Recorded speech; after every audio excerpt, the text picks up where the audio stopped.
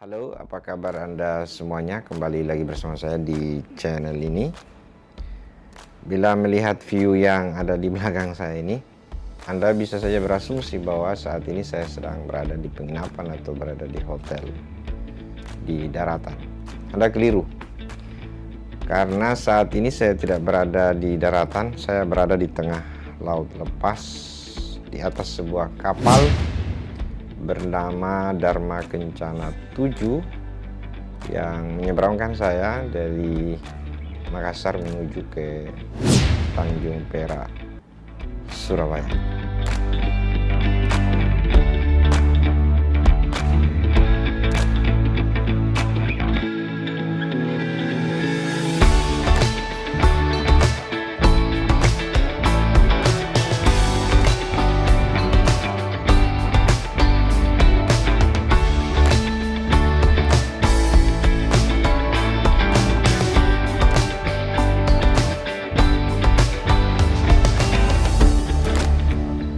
Teman-teman semuanya, Anda yang sering pelesiran, Anda yang sering traveling, Anda yang suka jalan-jalan dari Sulawesi ke Jawa atau Jawa ke Sulawesi, kapal ini hemat saya sangat recommended karena memberikan fasilitas yang menurut saya orang bilang ini kelas-kelas seperti kapal pesiar lah, tapi dibanderol dengan harga yang sangat murah.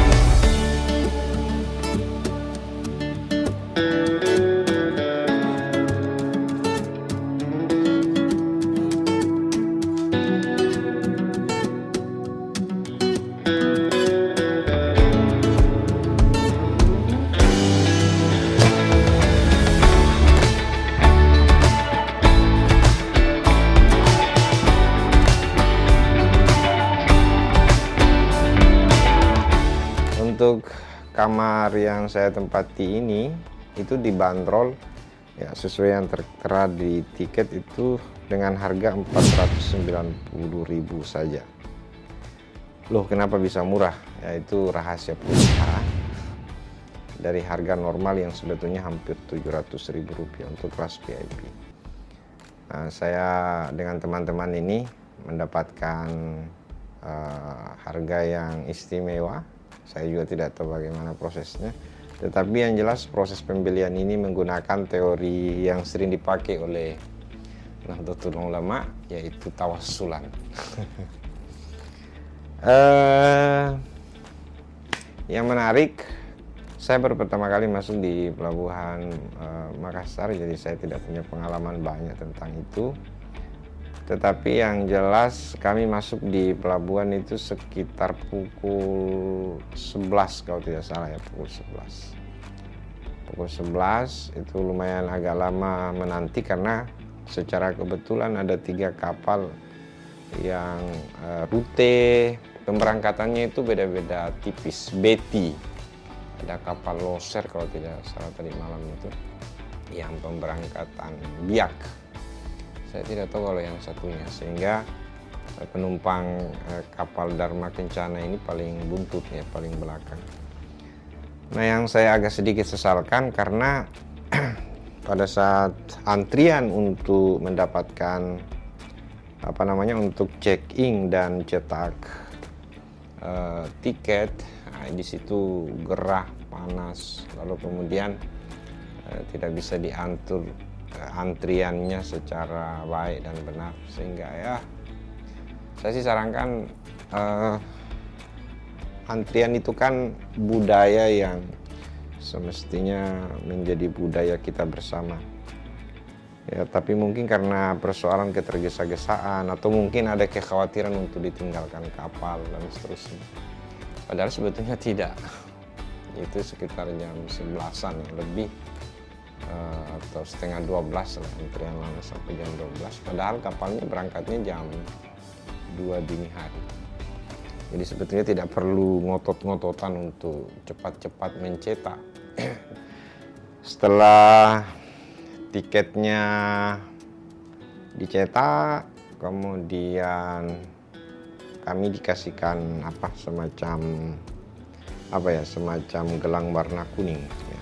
Berdasarkan, karena sedot beda-beda sih, ada yang kuning, ada yang merah, ada yang hijau ya. Balongku ada 5 lah kira-kira begitu. Naik ke atas kapal juga tidak terlalu ribet sebetulnya, karena saya lihat penumpang yang naik ke atas kapal ini juga tidak terlalu banyak. Dan yang menarik yang paling membuat saya sedikit terkesima adalah pada saat dari dek bawah itu kemudian ke atas, itu ternyata kapal ini menyediakan fasilitas tangga eskalator yang menghubungkan antara dek bawah kemudian naik ke dek atas. Sekarang teman-teman semuanya, bagaimana dengan menu makanan yang ada di kapal Dharma Kencana ini? Ini adalah suguhan yang baru saja dibawakan oleh kru kapal ini.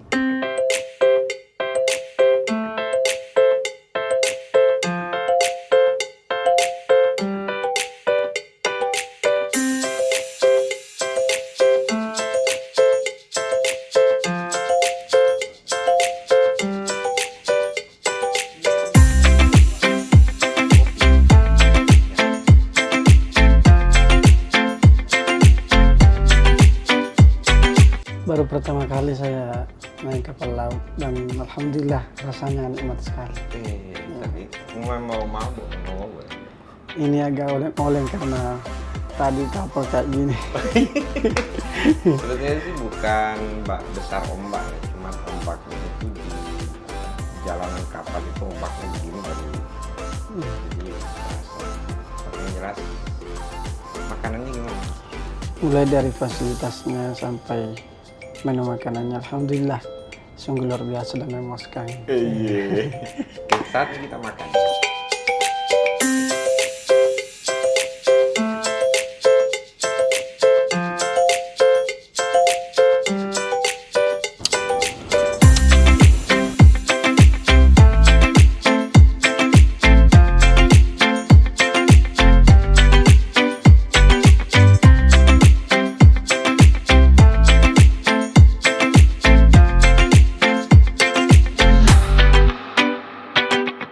Nah, teman-teman semuanya, setelah makan ya, dengan fasilitas makanan yang menurut saya luar biasa, ayam besar, kemudian ikannya juga potongannya besar.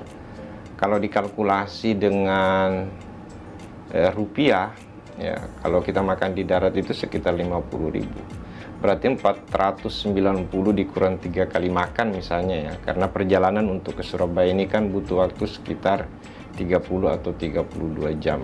Jadi makan pagi, makan siang, dan makan malam. Nah, Yang menjadi persoalan kemudian adalah setelah makan, bagi Anda khususnya yang ahlun nar atau ashabun nar, ngerokoknya di mana? Karena di sini tertulis jelas dilarang merokok dalam ruangan. Nah, Anda tidak perlu khawatir. Saya akan bawa Anda untuk pelesir di sekitar kapal ini untuk mencari tempat surga bagi Anda, wahai kaum perokok. Ikuti saya.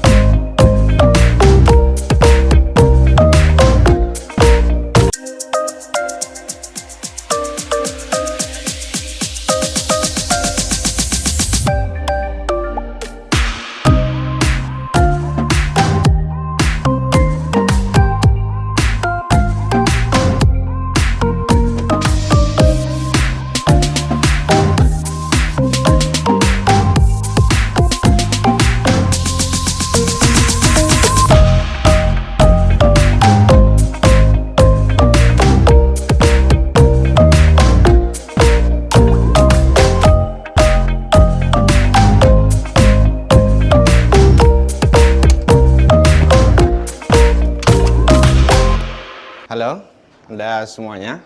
Saya sudah segar ini, habis disiram. Dua alternatif, dua mata air, panas maupun dingin. Sekarang, sebelum saya mereview kapal ini dari sisi kelebihan dan kekurangannya, saya ingin mengajak Anda semua untuk naik ke dek Sekoci sambil kita menanti panorama indah sunset ya, ketika matahari terbenam.